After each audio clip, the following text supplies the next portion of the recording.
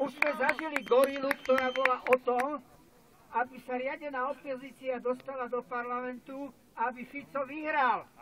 To bolo celé o gorile. Celá gorila bola o tom. Takže nechceme mi takého prezidenta, ktorý bude zase politicky nominálny. A práve to vám chcem povedať, vážení občania.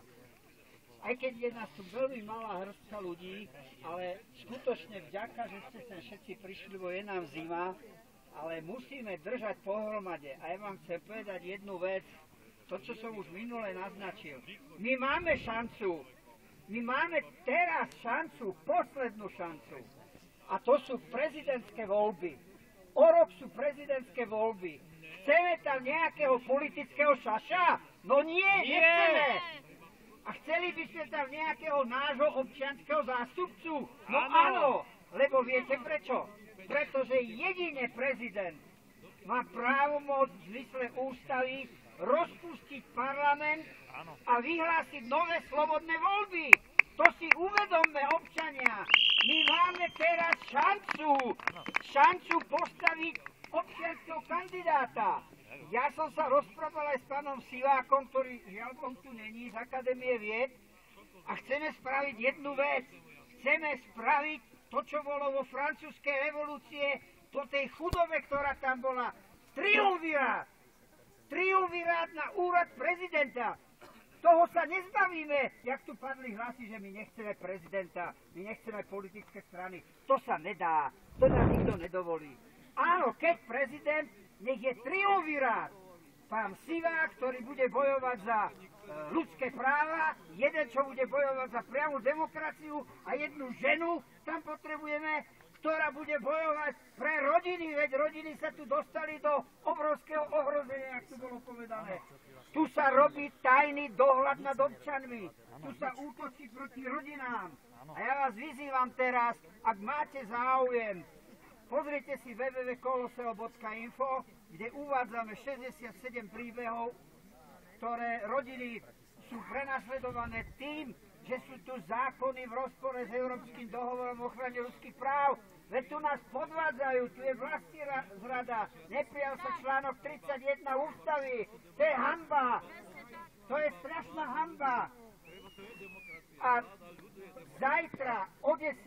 ja idem osobne do Mlynskej doliny protestovať. Ja ako jedna osoba zatiaľ idem protestovať, že sme podali osobne žiadosť v parlamente, aby sa vytvorila občianska televízna relácia, taká, aká je vo Švajčiarsku, ako je v Rakúsku. V Rakúsku sa to volá Bürgeranwalt, občiansky advokát, kde by občania mohli povedať svoje názory širokej verejnosti. Mne to slúbil výbor v parlamente, slúbil to aj pán riaditeľ Vika minulý rok, že zriadi takú reláciu a nezriadili. No furt si z nás robia srandu. Takže ak máte chuť, o 10. budem zajtra v parlamente.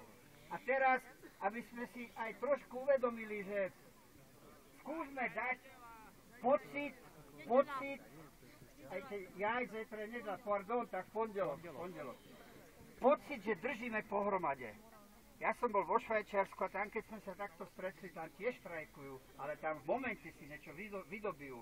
Bol som tam 4 roky v azylovom konaní. Skúsme vydržať, povedať aspoň 3 minúty tieto dve veci. Prvá bude reštartujme spoločnosť a druhá systém zlyhal.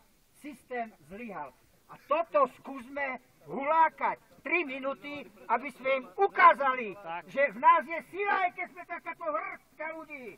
Takže 4, 3, 2, 1. Reštartujme spoločnosť!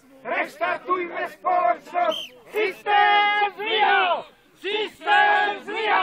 Reštartujme spoločnosť!